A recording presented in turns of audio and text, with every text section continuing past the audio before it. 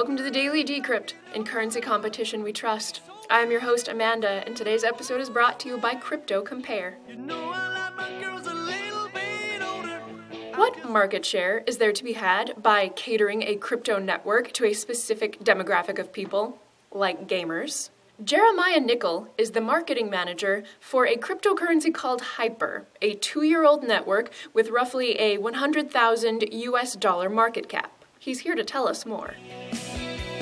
It does have kind of a niche. We're not trying to be Bitcoin. We're not trying to be Ethereum or anything like that. It's probably a fork of Bitcoin. I'm not technical enough to tell you. All I know is it's proof of stake. There's probably about 100 nodes out there. So I was reading on the website, it says something like Hyper is living on like some game servers or something. And now maybe it's because I've always failed every time I've ever tried to like download the software for an MMO game. Like I downloaded like Counter-Strike Go, for example, and like tried to play it and just couldn't get it figured out on my computer. And I see in Hyper's marketing materials that it's like, hey, like use Hyper on Counter-Strike Go. Like, how does that work? Well, you would there's a website called cashandcarry.info that has several game servers set up, and the Hyper Crypto website should be redirecting you to some of those servers, and within the game, you would be plugging in the data for the IP addresses for those servers to connect to the specific servers that are hosting the Hyper-enabled gaming platform. Does that make sense? So you're not just playing, Counter-Strike Global Offensive, and it's working with Hyper, because that hasn't been made yet. Right? So that would be nice for Hyper to be for instance, an EA Sports coin that would be used. But right now it's just private servers that are hosting the games and the competitions. And there's a list of active servers at the hypercrypto.com website, as well as cashandcarry.info. Okay. So then the way it works is that somebody to join a server for these MMO games in general, people pay to join those servers, like to offset the server's costs. Is that right? Well, some of them, I don't know the answer to that one specifically, because I'm a fan of what the coin's trying to do, but I don't have time to game. I'm a dad of 4, and a full-time DJ and a music teacher and everything else. I like the idea of all those things. I don't have the right answer for that. I don't think you have to pay anything. They award Hyper for killing bots in the game. So if you're on their server, you can earn Hyper just by playing. And then from time to time, they'll do competitions where, for CSGO, it's terrorists versus counter-terrorists. And then, there'll be a pool of 100 or 1,000 Hyper for the winner. So those competitions are going to become more prevalent as time goes on. I will say the other thing that's kind of neat is not just tied to the Hyper Crypto servers, but there's actually a Hyper Tip bot that's available for Twitch streamers. So this is kind of a unique concept. There's a few other coins that do this well. Basically, as a Twitch streamer, you would invite the Hyper bot to be in your chat.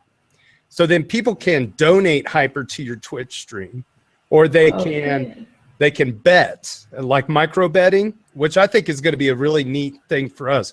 One thing, and not to go too off subject from your original question, but one thing I would love to see Hyper do is start sponsoring the gaming Twitch streams, to where, Hyper's kind of like the currency of the streamers, and so it's a way for us to sponsor, teams as they go to competition, eventually to the big time. So it's kind of like, hey, this guy endorses Hyper or whatever, so for this team. But it's kind of a neat way to share Hyper in the Twitch ecosystem.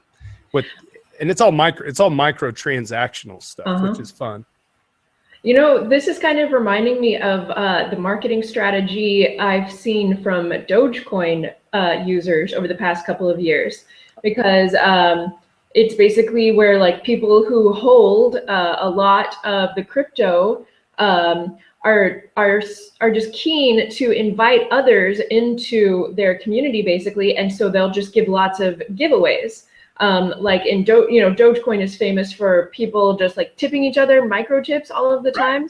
Yeah. And like that's what you're describing with this whole game servers thing. It's like, hey, if you come play Counter-Strike Go on this server, we will tip you out in hyper based on your number of kills. That's right. And viewers, here's the other thing: when the hyper crypto Twitch stream is live, viewers can go in and pick whether they want to bet on the terrorist team or the counter-terrorist team for CS:GO.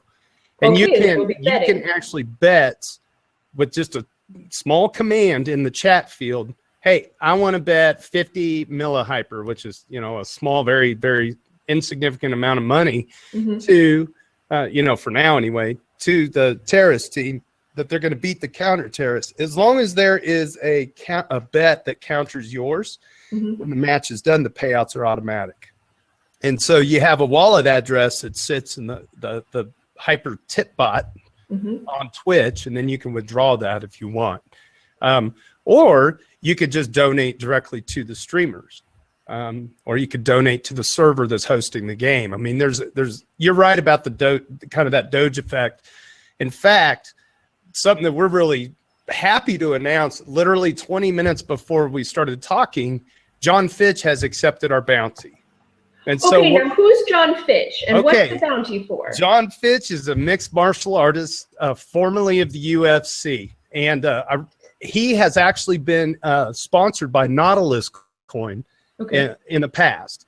And so I like MMA. I follow it a little bit. And I've known John Fitch. I've known his name for a long time. I was like, man, what are the odds we could get John Fitch? Because he's now in the World Series of Fighting. And so you're talking about, the way people in a community can rally around somebody. Well, we're also rallying around one of his causes, which is to get the Muhammad Ali Act for MMA fighters, basically giving MMA fighters the same rights as boxers. And so what we did about a month ago is we reached out to John Fitch, and I reached out to the community over one of my video updates and told the community, hey, let's try to get John Fitch sponsored. And then John Fitch responded back. His management team was like, well, we could cross promote something we're doing in the meantime, because they weren't sure they were going to accept the bounty right away. And we weren't sure. And when you say sponsor, you mean like he's going to like wear the word like hyper like on the bottom of his shorts? Yes. Okay. So it'll say hyper, and we'll have the $sign. It'll say hyper, and it'll say hypercrypto.com. It'll be on his shorts, and it'll be on a billboard or a banner of some kind. Might even make it onto T-shirts. And so we came up with the logo. I had a friend of mine help me out with the logo. We just debuted the logo. That's what I tweeted out. I think you may have seen it. John Fitch liked it. His management team liked it. And we raised over 50,000 hyper.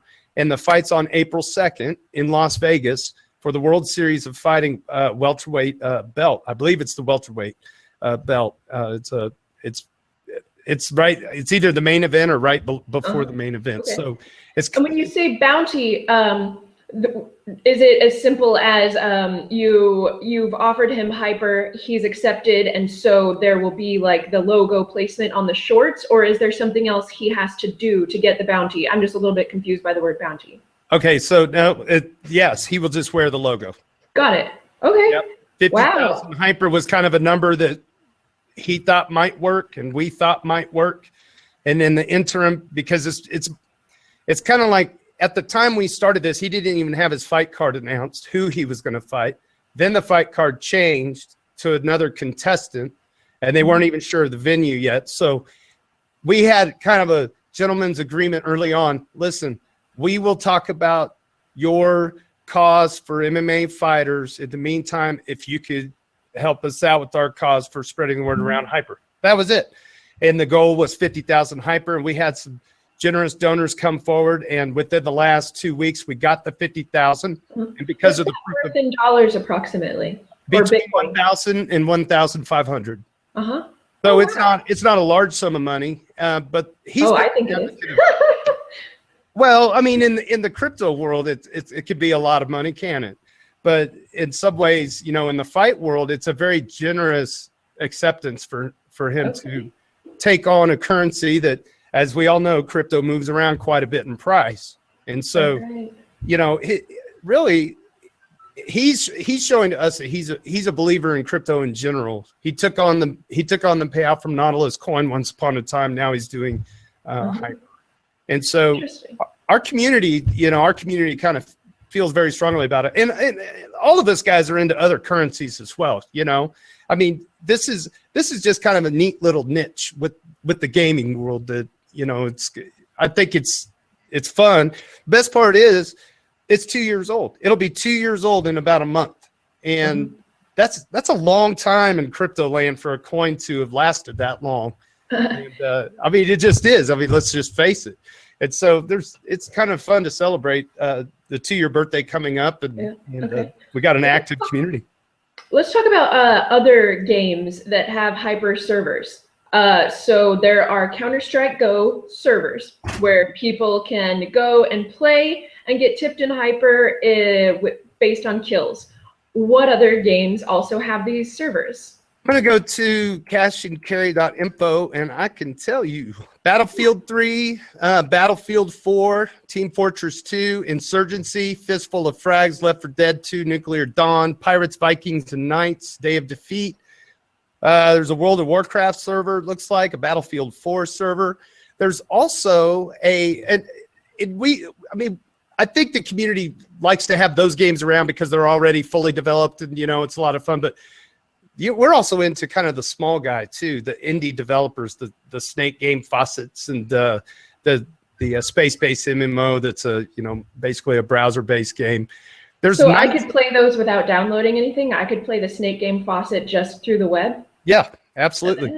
And then the Knights of Valeria is actually. I'm going to look it up real quick.